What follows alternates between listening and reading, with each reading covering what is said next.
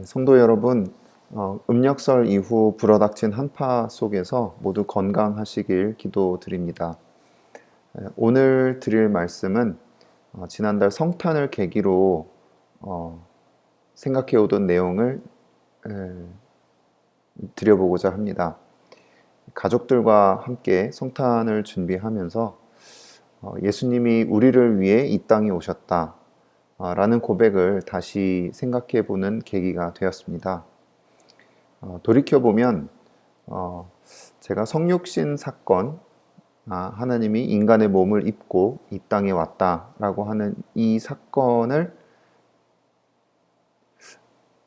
아주 심도 있게 깊이 생각해 보지는 못했다라는 그런 반성이 들었습니다.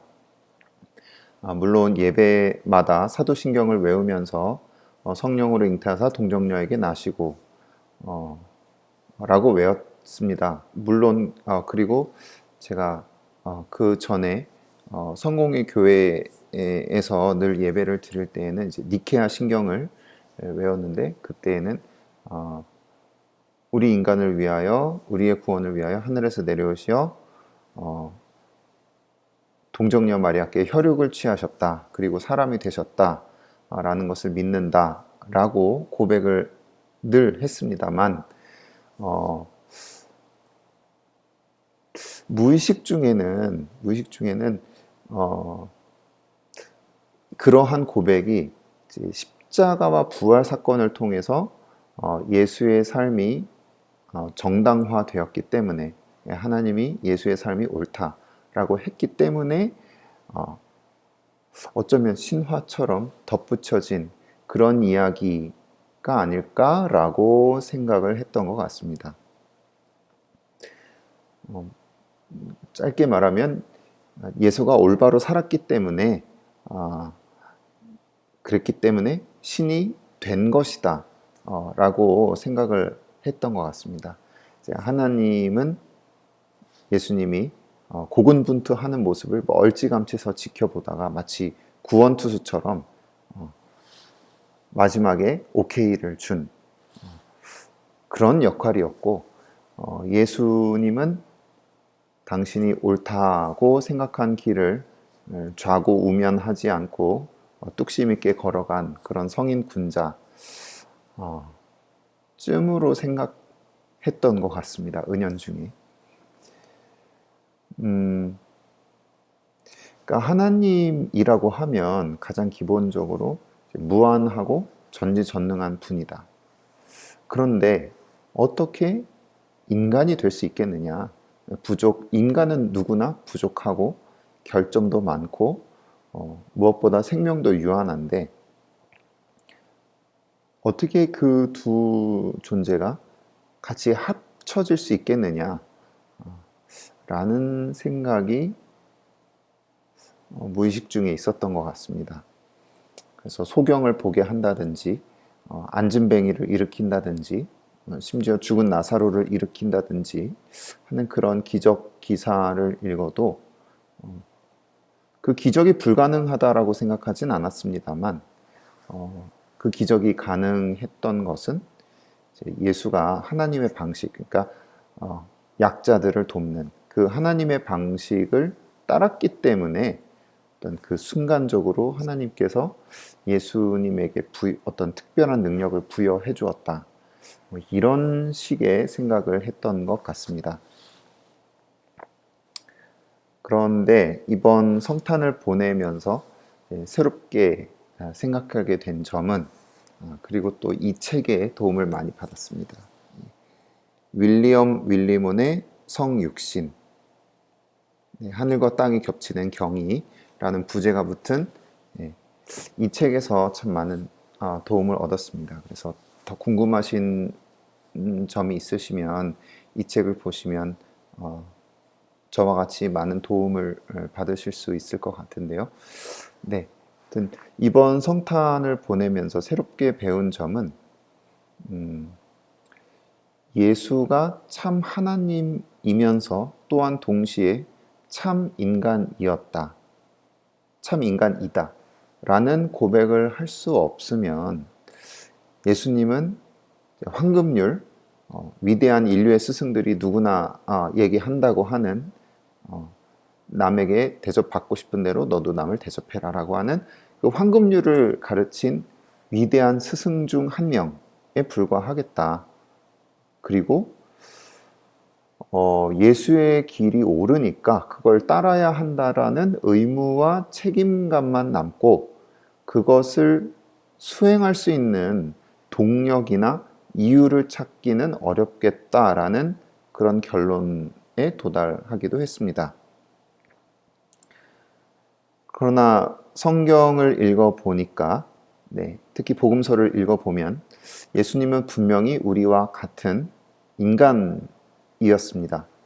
우리와 같이 배고픔과 목마름을 느꼈고 엄마의 젖을 먹으면서 또 부모님의 보호와 양육 속에서 성장을 했고 목수로 생업을 삼았고 또 겟세마네 동산에서는 임박한 죽음 앞에서 극도의 공포 그리고 고통을 느끼기도 했습니다.